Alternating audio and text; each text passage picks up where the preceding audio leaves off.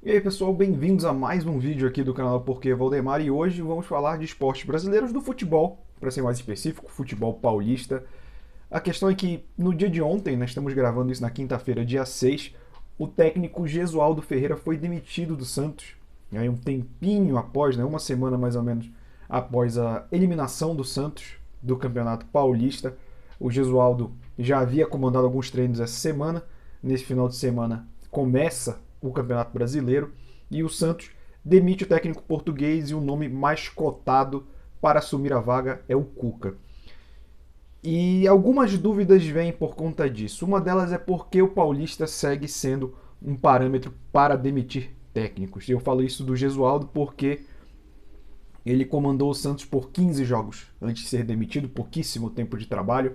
O Gesualdo já era um sinal que essa diretoria do Santos não sabia o que fazer, né? A diretoria do Santos que ano passado, para quem não lembra, perdeu o Sampaoli queria mais contratações, o Santos não tinha como fazer, questões monetárias mesmo, não tinha como trazer os nomes que o Sampaoli queria, perde o Sampaoli, o técnico colocou o Santos em segundo colocado do campeonato, acima até do Palmeiras, que tinha um investimento muito maior que o Clube Santista, e aí passou-se a buscar um novo treinador, e a resposta do Santos foi querer copiar o Flamengo, mas não no sentido de procurar um técnico que conseguisse entregar o que eles precisavam, mas foi justamente copia, mas não faz igual. Foi atrás de um português, de uma escola bem diferente até do Jorge Jesus, e acabou com o Gesualdo, que pouco tempo teve de trabalho e teve a pandemia nesse meio. E agora, com essa predileção pelo nome do Cuca, você tem novamente o Santos caindo no mesmo erro que quem escuta o Porquê Valdemar no nosso podcast sabe que eu vinha comentando desde o ano passado, que é o Jorge Jesus ele não pode ser uma moda passageira. E quando eu falo Jorge Jesus é o que ele simboliza. Ele trouxe de volta a graça de assistir futebol. Quando você assiste um jogo do Flamengo, um jogo muito bom de se assistir, no ano passado no Brasileiro, na Libertadores. E o meu medo era que os clubes entendessem que a gente tem que correr atrás de técnico estrangeiro. E foi o que aconteceu, né? O Atlético Mineiro correu atrás, agora tá com o Sampaoli, até o Inter e tal.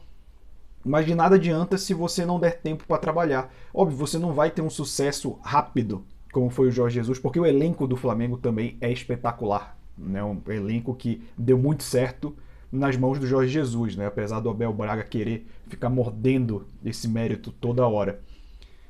E o Santos ele tá provando que tá fazendo a velha escola do futebol brasileiro, né? Contrata um salvador da pátria que não é salvador da pátria e quando não dá certo, busca nomes que podem apaziguar a torcida ou pelo menos que já são conhecidos, né? Então o Cuca simboliza isso. O Cuca não tem um bom futebol, o Cuca não demonstra um bom trabalho, um futebol vistoso há muito tempo. Eu acho que os clubes de ponta de linha do brasileiro hoje buscam isso, mais do que técnicos estrangeiros, né? E isso só é um sintoma do que o Santos vem fazendo. Essa diretoria chegou em acordo com os jogadores para pagar 70% dos salários durante a pandemia. Acabou que ela inverteu, pagou só 30% e ainda ficou com 70% para poder pagar as contas em dia, os outros funcionários, enfim, aquela organização financeira não muito boa dos clubes brasileiros. Demite o Gesualdo, vai ter que parcelar mais uma rescisão de contrato de treinador e bota uma pressão em outro clube. E não tem como não falar do elefante na sala, que é o Fernando Diniz no São Paulo, que é algo completamente diferente. Eu acredito que o Fernando Diniz de fato simboliza outro ritmo do futebol brasileiro, mas ele tem essa fama e não tem conseguido mudar de ser o melhor técnico no clube dos outros. Nossa, é muito bom a dinâmica que ele está dando, a organização, as falas, o dinismo, as leis, mas não converte. E isso é muito triste dele chegar no São Paulo, e essa era a aposta da diretoria de ter o Paulistão, porque o São Paulo está na fila de títulos há muito tempo, mais de 10 anos, e você joga essa pressão no treinador. Óbvio, o São Paulo não deveria ter perdido para o Mirassol, mas quem escutou o programa do início da semana sabe que o Mirassol contra o Corinthians se provou um time mais do que a gente esperava quando ele enfrentou o São Paulo. Então eu acho que ele caiu de cabeça erguida, caiu em pé, digamos assim. Mas o São Paulo tem um parâmetro completamente diferente do que foi feito no Santos. O Diniz está aí há 10 meses. Já é um tempo de trabalho, não são 15 jogos. Ele foi bancado pela diretoria, ele foi bancado pelo Daniel Alves, que é a principal estrela do time hoje.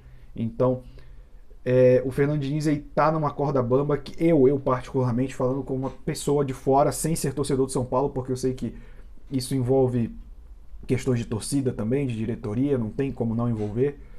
Eu manteria ele, sabe? Eu acho que o São Paulo é um time desorganizado, eu acho que o São Paulo deveria investir mais em outros métodos de melhorar o seu elenco, sabe? Eu acho que Juan Fran e Daniel Alves são boas opções, mas que não são salvadores da pátria, eu já falei isso no Gisualdo, né? A questão do brasileiro ter essa obsessão pelo salvador da pátria.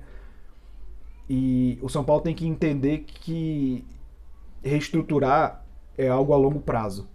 Né? Você não pode esperar que um paulista te tire da fila e aí pronto. Entende? Eu acho que o Flamengo sempre vai estar nesse parâmetro de comparação porque o Flamengo passou anos se reestruturando financeiramente e jogando um péssimo futebol. A gestão do Bandeira de Melo tem todos os seus méritos na questão financeira, mas no futebol era horrível.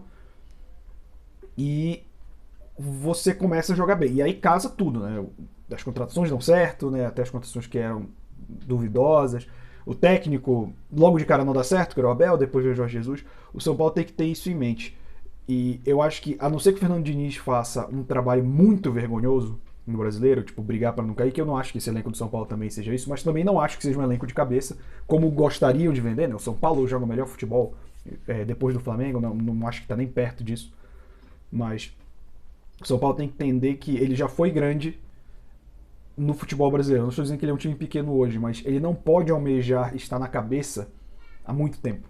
Ele tem que entender o meio de tabela ao qual ele pertence hoje e trabalhar disso para cima. Ele não pode fingir que ele está aqui em cima, olhando todos assim, olhando para baixo, quando na verdade ele não está tão bem assim. E eu acho que o Paulistinha, entre muitas aspas, como você está vendo aí na thumb, não pode ser parâmetro para time grande demitir técnico. A não ser que seja uma parada tipo o que o Thiago Diniz, né? Quase caiu o Corinthians e agora está chegando na final, sabe? Se tivesse sido rebaixado, aí plausível. E ele tem um milhão de outras questões, como briga com o elenco, briga com diretoria, mas isso é papo para outro vídeo, talvez. Então, hoje a diretoria do São Paulo, se demitir o Diniz, não vai ser o maior erro de um time paulista pós-Campeonato Paulista.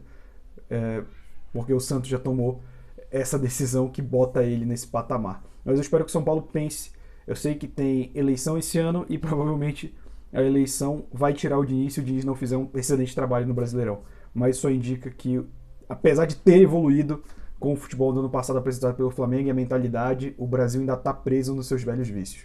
Lembrando que a gente está em todo agregador de podcast 2 vezes por semana falando de futebol brasileiro e de vez em quando estamos aqui no canal em vídeos em assuntos menores, mas pontuais, que você pode conferir sempre. Não se esquece de assinar o canal, compartilhar com todos os seus amigos e até o próximo vídeo.